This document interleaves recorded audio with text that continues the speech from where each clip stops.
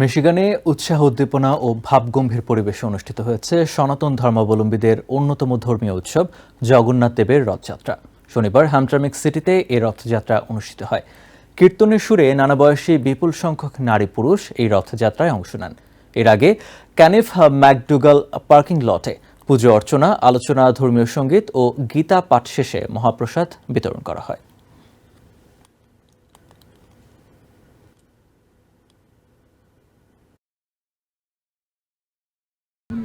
রথযাত্রা উপলক্ষে ভগবান শ্রীকৃষ্ণ ওনার জ্যেষ্ঠ ভ্রাতা বলরাম এবং ভগিনী কনিষ্ঠা ভগিনী সুভদ্রাকে নিয়ে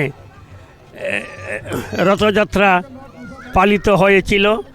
আমাদের হিন্দু ধর্মে যতগুলো অনুষ্ঠান আছে এর মধ্যে রথযাত্রা এসে একটা যেটা হচ্ছে আমরা বারে করে থাকি। এটা একটা মিলন মেলা। এটা হিন্দু সম্প্রদায়ের মধ্যে সীমাবদ্ধ না, আমরা সবাই মিলে করি। রথযাত্রা আমরা সনাতন ধর্মাবলম্বীরা আষাঢ় মাসের শুভ দিনে করে থাকি। জগন্নাথ দেবের অশেষ কৃপালাভের আশায় এই অনুষ্ঠান হয়ে থাকে। আমরা সবাই সনাতন ধর্মীরা একসাথে সম্মিলিত হয়েছি, একসাথে রথযাত্রা উদযাপন করছি, সেজন্য নিজেকে ধন্য মনে করছি। আজকে এই রথযাত্রা আমরা অ্যাটেন্ড করছি, আমরা অনেক ভালো লাগে। আর আমরা আপনারা লাগি সবার লাগে আশীর্বাদ করবো জগৎ পৃথিবী লইয়া যে আপনারাও এরকমভাবে পূর্ণ লাভ করতে পারেন।